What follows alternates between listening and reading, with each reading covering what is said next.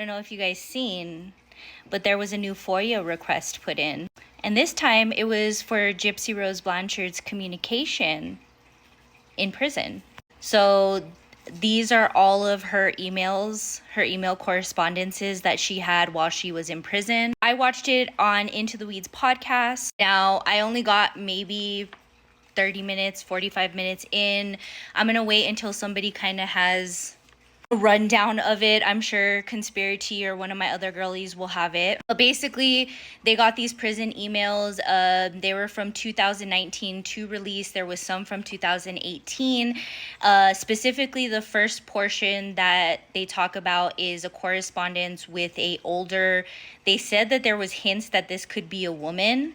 But I don't know. I have a feeling it might have been a man, because they say they're 59 years old. They live in New Jersey and they like cars, but it could be either or. Now, this person sends Gypsy $50 every week and calls her their goddess. And basically, we see the same verbiage as she was using with Nick, further debunking that Nick did not pull her into this lifestyle of dominant and submissive, because these emails specifically were from August of 2023. She was already married to Ryan. She married Ryan June 27th of 2022. So basically, this person calls her their goddess and that they're their obedient servant and their loyal servant, and using this kind of verbiage like she did with Nick, which is highly concerning with the, like we were talking about with the emails, how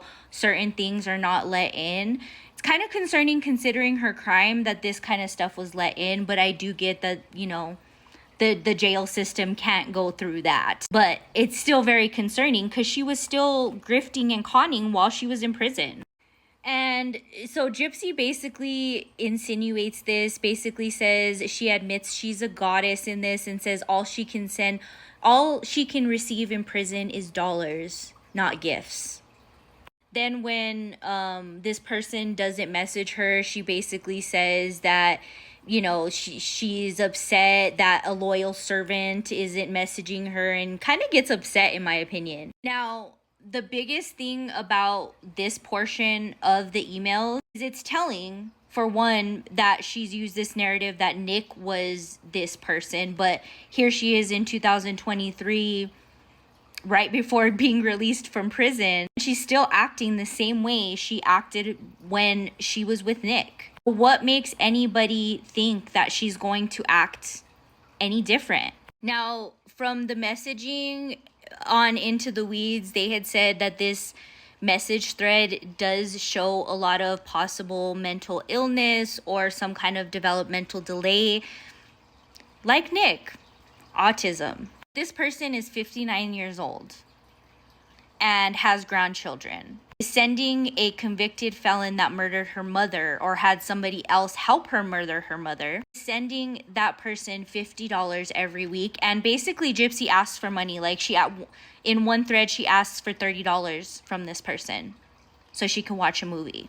A girl was living comfortably in there, because not only was she getting money from the shows, but Ryan said he gave her money. Ken said he gave her money. Who knows how many more people like this we have? I know there's at least 2 other people that are similar to this story. But it astounds me that the prison system allows this to happen and the parole board don't look at those type of things. I don't know. Maybe it's just me. Have you guys seen this? And I haven't gotten through the whole thing. I'm going to try to wait. I might try to get through it today, but I'm not too sure. It was kind of, my sensory issues were going off with the episode. But if you guys have watched it, definitely let me know what you think about that section in the comments. And as I get through it, I'll make videos for you guys. So hope you guys enjoy. We'll talk about it next time. Okay guys, so part 2 to Gypsy Rose Blanchard's emails that Into the Weeds podcast has been going over. Since you guys have been asking, Into the Weeds podcasts got this Foia request from somebody that was working on it, and they allowed them to do it. I don't know these people, so I'm not going to give the names. If Into the Weeds podcast wants to drop a comment letting people know who they got them from, cool. If not, you guys can just go watch them over on YT. It is the live that's 2 hours and 30 minutes long, so that's why I'm kind of giving you a little bit of a breakdown. All these videos will be uploaded to my YouTube channel all together once they're all together, and we'll do them in parts, okay? All right, so like I said, they have about 2.5 hours up now. They only went through 200 pages. They have like over 1,000 pages and more because they didn't even send them everything. Again, this was only from 2019 to her release date and a little bit of 2018, okay? Now, a lot of people are talking about the Rod and Christy of it all, and let's get a little bit into it here. So in these emails, of course, Gypsy talks to Rod a lot. Actually, more than a lot of people I think. I think a lot of people think she was way closer with Christy, which seems to be the case over the phone, not too much in emails, but Rod definitely was an emailer. And Rod confided in his daughter in stuff that it's like, what? Why are you confiding in your daughter about cheating on Christy, your wife? Why are you confiding in your daughter that you're not happy in your marriage and that your wife is lazy and gaining too much weight? Oh yeah, and why are you confiding in your daughter that killed your ex-wife, Dee Blanchard, that you had dreams about Dee Blanchard and she was young and fun and he misses her? Yeah, those are some things that were said between Gypsy and Rod, her father. Not only that, shout out to Into the Weeds because Rod has a new name now, Pimp Juice. And he says that the only reason he cheats is because he gets bored when he's out. And he just gets bored very easily, and that's his excuse. No wonder Gypsy is the way she is with men. He even knows the way she is with men and says, how many boyfriends do you have, ya floozy? Like, in general, nobody talks like that, but who talks to their father or their child like that? Nobody I've seen, I tell you that much. Now, in these emails, it's very, very telling that not only Rod, but Christy as well, are really only in this for the money. Yes, they sprinkle in a little bit of joy and a little bit of comfort, but they're in it for the money. In one, I'm gonna specify this. This was in 2020. And she basically at this point was begging her parents not to do any more interviews or anything like that because Ken was getting upset. This was while she was still with Ken. And her dad writes her and says that they actually have been in talks to do a interview for a show that will only be aired in Japan for $10,000. And instead of Gypsy saying, oh, don't do it because, I'm trying to protect my relationship and this isn't something that's on me. Instead of doing all that, you know what Gypsy does? She says, you know what, can you send me $800 for that so I'm good for a couple months? Again, that's on top of, now we know one person gives her at least $50 every week at the very least, right? Got to put in Ryan and Ken. So Ryan, Ken, Rod, Christy, and this other person. So far, we have a head count of 5 people sending Gypsy Rose Blanchard money in prison. I noticed a lot of people in my comments say you're surprised at people doing this, and I'm sorry, but I don't know that many people in prison. But I do know integrity and character doesn't fail wherever you're at, even if you're locked up behind bars, and it says a lot about a person that's doing that, okay? But guys, you have to watch this. And like I said, once Into the Weeds plans their next live that they're gonna do, me and the Trippy Tribe will be there, so if you guys want to join, definitely join. But here's to more truths that are coming out that are proving that we aren't crazy, we aren't the bullies, we are the truth tellers. Get it together. Now, I've been seeing this trend in my comments. This isn't to the commenter, because I think that this commenter truly does just want to know where the emails came from and how they were obtained. However, going through some of my filtered comments, I've noticed that there is this theme going around, and I think it was because Gypsy's bestie, Bree, went live last night. So I guess she went live last night. A couple people said that they went into her live, didn't say anything, and they were blocked because they're doing damage control. I think this narrative that's going around that I've been seeing in my comments is that basically either one, Into the Weeds is faking these because they haven't released them. They're just reading them on live as of right now, which they have stated they are going to be releasing the emails in in a Google Drive once they're done and once they obtain all of them, because they didn't receive all of them. But there's also this narrative that they obtained them in not a very legal way. If you go on to Into the Weeds podcast, you watch the first live. Again, it's about 2.5 hours long. In the beginning, in the first 20 minutes, they let you know of who they got these from and that it was a 7-month process to obtain them. This is due to the Freedom of Information Act. So when somebody is incarcerated, and I believe it's once they are paroled or once their case is completely over, everybody has the right to subpoena or to obtain FOIAs like this that do with emails, activities, anything to do within the prison system, because when you're in the prison system, you are property of state. So technically you have no privacy. That's part of being a prisoner. Now, Into the Weeds podcast explains exactly where they got this from. So if you guys don't want to watch even that little portion, like I stated, it is in the beginning of their first live, then y'all really don't want to know the truth and you guys are just spreading rumors, some of you. But the emails were obtained from Into the Weeds from somebody else. I don't know the person, so I'm not going to repeat names. The person they obtained them from allowed them to go ahead and read them on here or on YouTube. And the person that obtained these did have to pay for them. Being as there's over 2,000 pages of emails, they do have to pay for not only the service of obtaining them, but you do have to pay a fee to obtain these kind of things. So to sit here and say that Into the Weeds is not releasing them because they need everybody's money is wild. They're releasing them because they have them, so they're going through them with you. And I really hope they don't release these publicly, because then everybody that was saying that they obtained these not in a legal way are gonna get a hold of them. So you have all these haters that are over here talking about shit, but will end up using them. But anyways, I thought I would set that straight. They weren't obtained illegally. They weren't something that is like against anybody's freedoms. Again, Gypsy Rose Blanchard was in prison. She was property of state. She should have realized that when she was sending emails to random guys in their 50s and 60s to basically entertain her in prison.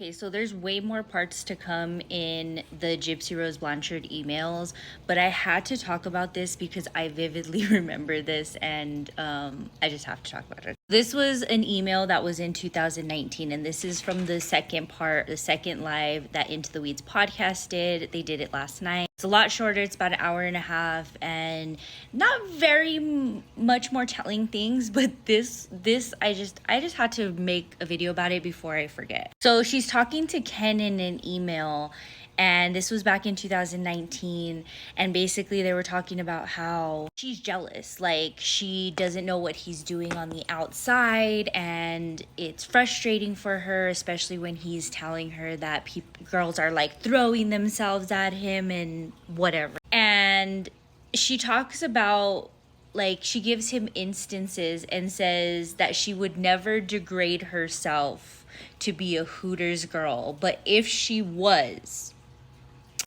let me remind y'all something. Remember this? Yeah, remember Gypsy at Hooters? Yeah. To all these girlies right here, I hope you guys respond. Because she literally, even though this was in 2019, she in her mind already thinks that working at Hooters is degrading. Just like she says she'd never degrade herself to have a blue page. But yet, on her reality show, goes to a sex store with her friend and buys a sex toy. And talks constantly and endlessly about her sex life and about how that's pretty much all her relationship is about.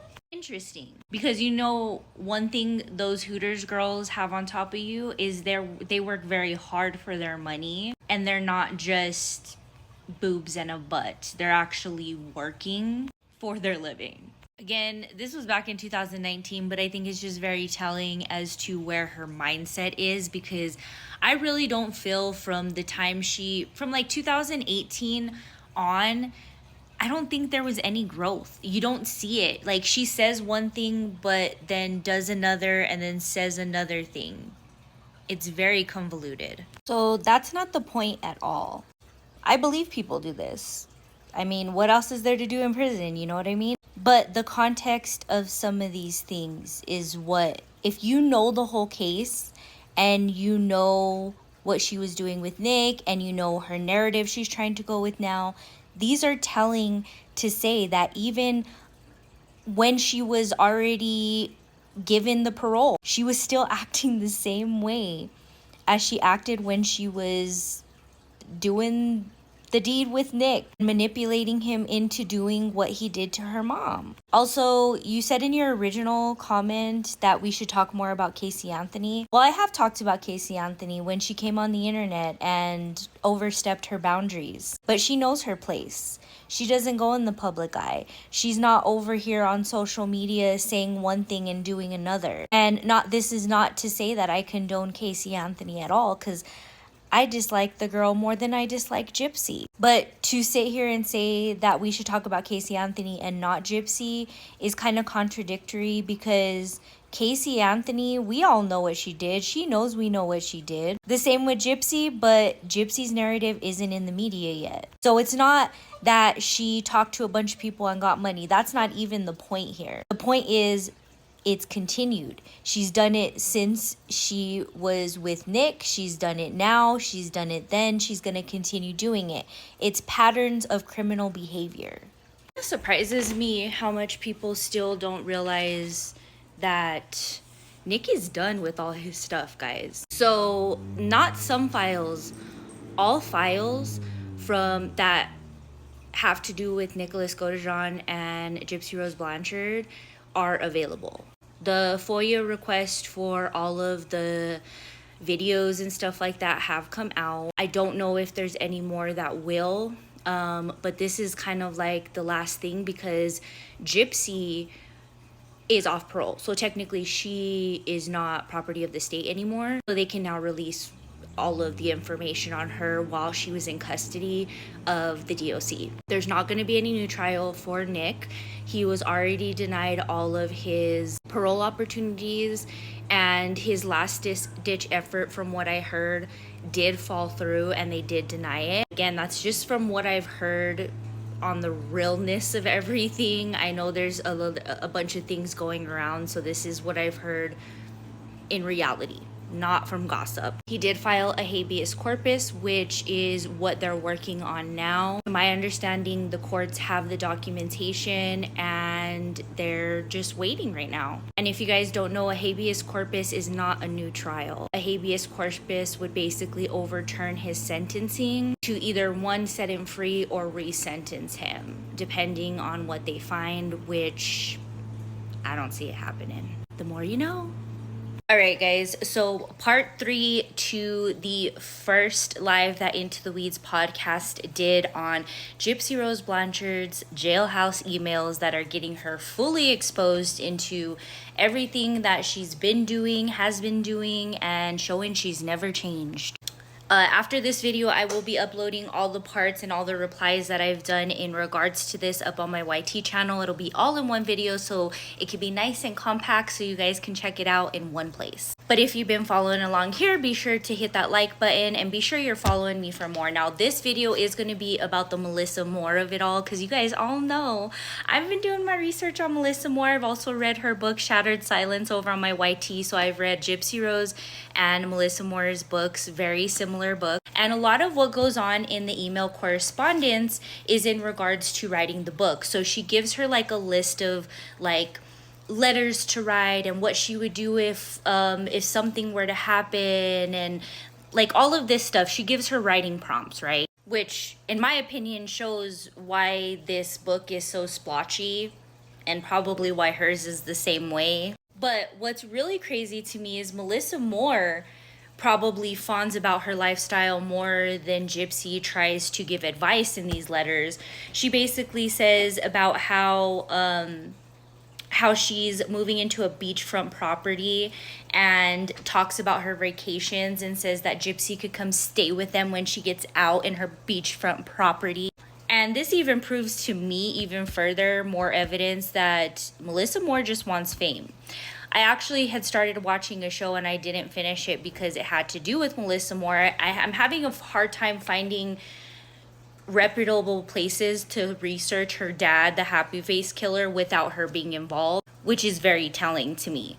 Also, another telling thing was Melissa Moore had basically wrote to Gypsy stating, and this was at the end of, she would have been home by this time, saying that CrimeCon wanted her on Maid's stage. She never did go to CrimeCon. She was never a part of it. Don't know if this is true, but Gypsy agreed to it and she wanted to do it. But isn't it weird that Gypsy had said, I am not in the true crime space. Like, I don't want to be in the true crime space. But you were out here getting out, talking to Melissa G. Moore and saying, oh, I'll go to CrimeCon, which is literally the convention for people that love true crime. I really wanted to go to CrimeCon this year, but unfortunately, since I have a vacation planned already for around the next month after, I can't do it because of the prices, but I do plan on going to CrimeCon next year. So here's to hoping that it's in my vicinity again, because this year it's in Colorado. But very telling emails with that. You can kind of tell the difference of when she's talking to somebody in the media, Melissa Moore, to when she's talking to people that are just funding her lifestyle, including her father, Rod. All right, guys, so that's a cap on the first live. So this was the first live that Into the Weeds podcast did. I will be recapping you guys on the second live coming up. Stay tuned, guys. Okay, so hear me out. And this is solely a theory and solely what I've seen and what my brain goes to when this question is answered or when this is said, right?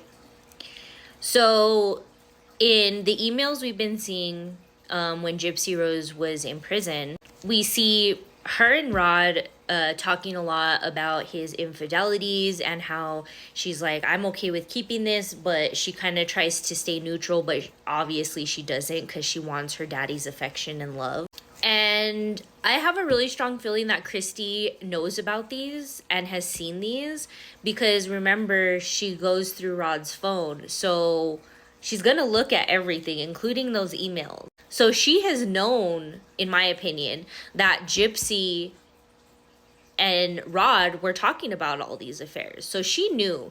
Now, either Gypsy was playing like Rod against Christy, because again, we haven't heard all of the emails yet. But whatever the case may be, I think that this is a whole triangle of people that are just trying to sabotage each other's lives because of a tit for tat type of thing. So I believe that Christy started talking to Ken because of what she discovered in emails. So she kept contact with him after they broke up. Also, I think it benefited them because they can get him on board for any kind of interviews and maybe make a little bit more money if need be. Again, solely in my opinion and not to be fact, but just what I speculate into happening. And honestly, I think that Christy pushed Ken back in because Christy, no matter if this was just like a platonic thing or even a romantic thing, because I can see that happening as well. A lot of people have had that kind of inkling between them as well. But I think she brought him back in so she can kind of pay back Gypsy because she knew what kind of person Ken was. Because again, she continued communication with Ken after the fact of them breaking up. There was a reason for that. All these people are very manipulative and very conniving, and they're tit for tat, eye for an eye type of people. So do I think that they self-sabotage within their family and themselves? Abso-fucking-lutely. And it's very telling as to why Christy brought Ken back in and why she didn't care for Ryan. Was because Gypsy was talking all this smack about Ryan and Christy knew. Christy, in my opinion, definitely knew that Gypsy would go back to Ken and she was wanting this to not only benefit her for the show, but also implode Gypsy's life so it can be more chaotic because that's what her life is. And she needs somebody to blame other than Rod, so she's blaming Gypsy. Again, all solely my opinion and for educational purposes only. But I mean, I can see some form of this kind of self-sabotage happening in this family. It's crazy.